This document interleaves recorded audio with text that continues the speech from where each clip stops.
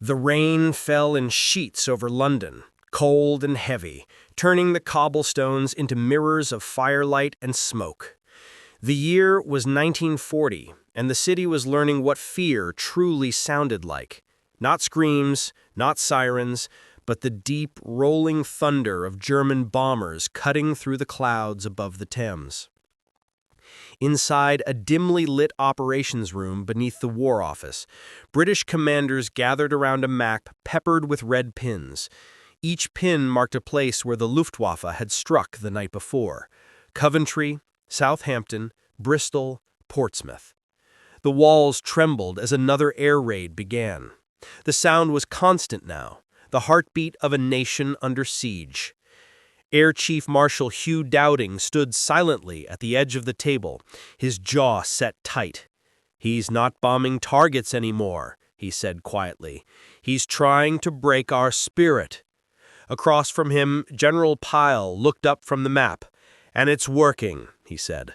"Look at London. Half the East End's gone." Above them, the city burned. The Luftwaffe's Blitz had begun in full. The first bombs fell over the docks at twilight, igniting oil storage tanks that lit up the river like molten steel. Within minutes, fire brigades were overwhelmed. Children ran through the streets, clutching gas masks too large for their faces. Mothers screamed names into the smoke, searching for sons they would never find. Yet even in the chaos, the British spirit refused to break. In underground stations, families huddled together on the platforms, listening to the distant rumble of engines.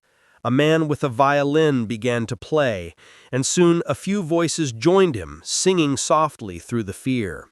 Somewhere in the dark, a child laughed, and the sound felt like defiance. In the skies above, the Royal Air Force scrambled to intercept.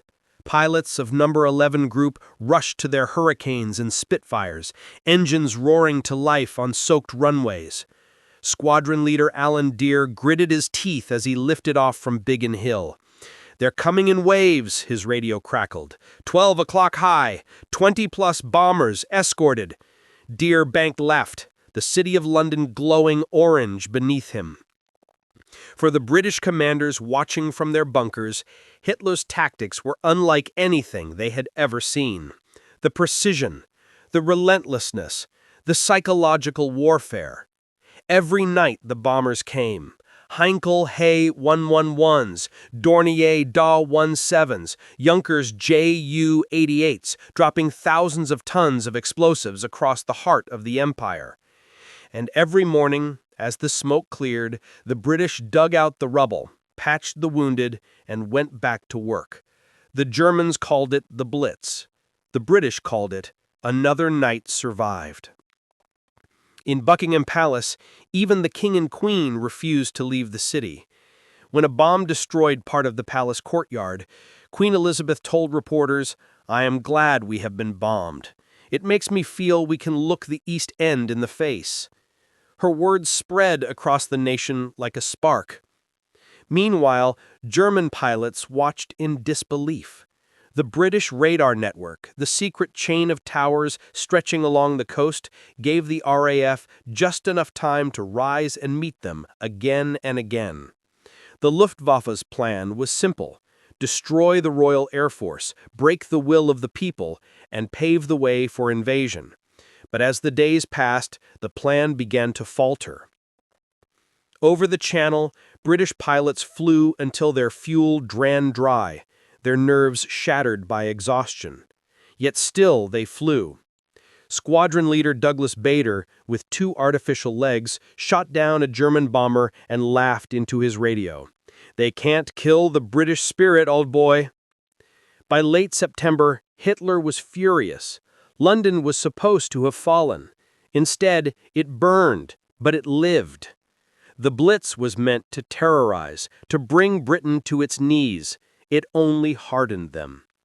In those endless nights of flame and thunder, British commanders began to understand the truth. This was not just a war of soldiers and machines. It was a war of endurance, of willpower, of identity. The Luftwaffe could destroy cities, but it could not destroy resolve. When dawn came, the smoke parted to reveal what was left of the skyline. St. Paul's Cathedral, still standing amid a sea of fire, untouched.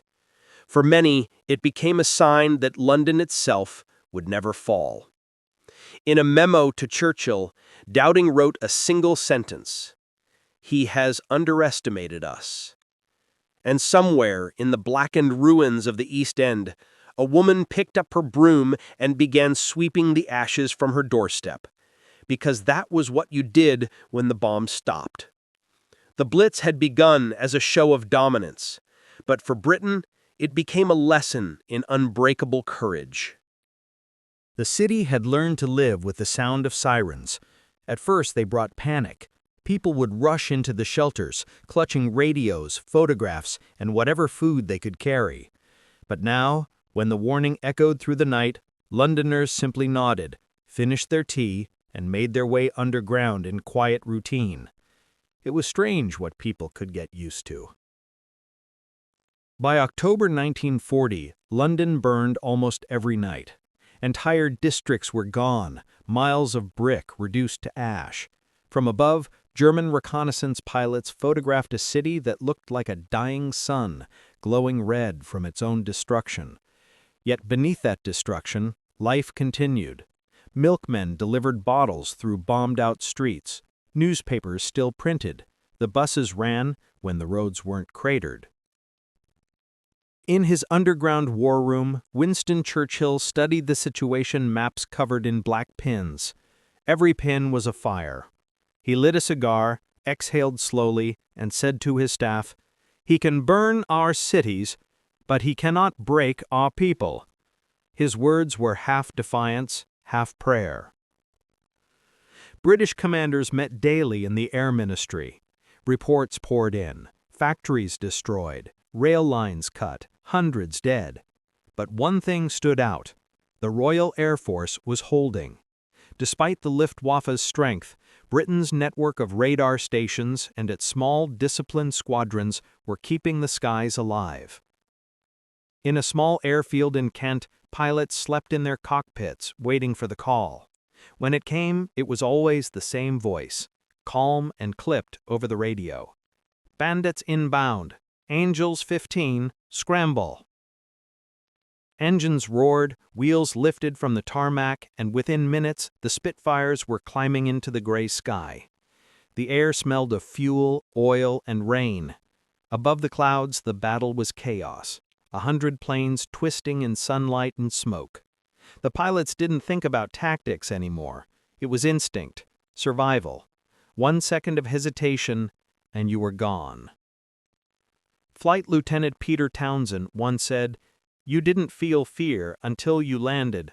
Up there, it was just you, your machine, and the man trying to kill you." On the ground, anti-aircraft gunners scanned the night with searchlights, tracing white beams through the darkness. The sirens wailed, and London trembled. Firefighters rushed into burning buildings, dragging hoses through rubble while the roofs collapsed above them. The heat was unbearable. Many never came back out. At the height of the bombing, the Luftwaffe dropped more than 500 tons of explosives in a single night. The Thames burned. Warehouses exploded like volcanoes. St. Catherine's docks vanished under waves of fire. The sky itself glowed orange, reflecting off the smoke and the river until it looked as if London had been swallowed by the sun. And yet, through it all, the people endured. In the underground stations, entire families made homes along the platforms. Children slept wrapped in blankets beside strangers. Some painted murals on the walls to pass the time. Others sang. Every night they waited for the all-clear, a simple bell, a small sound that meant the city had survived another round. When the dawn came, Londoners climbed back up the stairways into the light, stepping over glass and ashes. Shopkeepers swept their thresholds. Street musicians played on corners where buildings no longer stood. There was grief, yes, but there was also an unspoken pride. German intelligence could not understand it. Hitler had expected panic, riots, collapse. Instead, British resolve had only hardened. The Luftwaffe's generals, confident in their strategy of terror, began to question its purpose. Each night of bombing achieved nothing but rubble, and yet the British kept fighting. Inside the RAF, morale was fragile but alive. Commanders like Dowding and Park refused to back down even as their pilots rotated through endless missions. The average life expectancy of a new Spitfire pilot was 2 weeks, yet replacements kept coming. Boys barely out of school with shaky hands and clear eyes. They were called the few, and Churchill would later say that never had so many owed so much to so few. On a cold November night, as the Blitz reached its height, a single bomb fell near the Tower of London. It shattered ancient walls but failed to destroy them. Fire brigades fought the flames for hours, their faces blackened by soot. When the last fire was out, they stood silently, exhausted, staring at the old stone that still stood. "Still here," one of them muttered. "So are we." By the end of that winter, Hitler's Blitz had destroyed more than 1 million homes. Tens of thousands laid dead. Yet London was still alive, scarred but unbroken. The German High Command could not comprehend it. The bombing campaign had failed to destroy Britain's air force, its leadership, or its spirit. In Berlin, Hitler turned his attention eastward, planning the invasion of the Soviet Union. To his commanders, he simply said that the British will come to their senses later. But in the bunkers of London, the British commanders smiled grimly. They knew what he didn't. The Blitz had already lost its power. For every building that fell, the people built another shelter. For every night of terror, a morning of quiet defiance followed. And in that balance between fire and endurance, the British discovered something they hadn't known they possessed: an indestructible will to survive. The Blitz was not just an attack on a city. It was a test of humanity itself. And London, against all odds, had passed.